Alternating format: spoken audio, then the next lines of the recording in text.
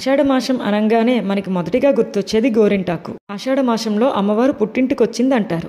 గోరింటాకు అసలు పేరు గౌరీ ఇంటి ఆకు అండి. కాలక్రమేణా గోరింటాకుగా మారిపోయింది. అసలు గౌరీ ఇంటి ఆకుగా పేరు రావడానికి కారణం ఏమిటంటే, గౌరీదేవి తన బాల్యంలో తన స్నేహితులతో కలిసి వనంలో ఆటలాడే సమయంలో రజస్వల అయింది. ఆ సమయంలో ఒక రక్తపు చుక్క నేలను తాకగానే ఒక మొక్కగా ఉద్భవించింది. ఈ వింతను చూసిన స్నేహితులు పరిగెత్తుకుంటూ వెళ్లి పర్వతరాజుకు ఈ విషయం చెబుతారు. పర్వతరాజు వచ్చేసరికి చెట్టు పెరిగి పెద్దది అవుతుంది. అప్పుడు ఆ చెట్టు, నేను పార్వతీ రుద్రాంశంలో జన్మించాను, నా వలన ఈ లోకంలో ఏమైనా ఉపయోగం ఉందా అని అడుగుతుంది. స్త్రీలు సౌభాగ్యానికి చిహ్నంగా ఈ గోరింటాకును పెట్టుకుంటారని పర్వతరాజు వరం ఇస్తారు.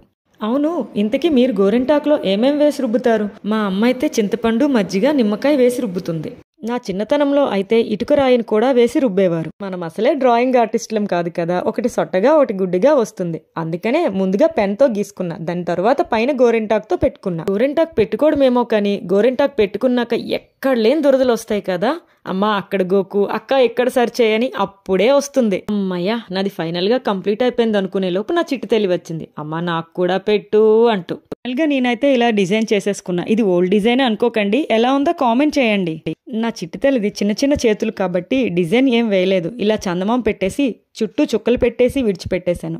అమ్మ చెల్లికి పెట్టావు, నాకు కూడా పెట్టు అంటూ నా కొడుకు వచ్చేసాడు. వాడికి కూడా చందమామ పెట్టి వదిలేశాను. అలా ఇంకా నేను, నా చిట్టి తల్లి, నా కొడుకు, మా అత్తయ్య పెట్టేసుకున్నాం. ఎవరిది ఎర్రగా పండిందో కామెంట్ చేయండి.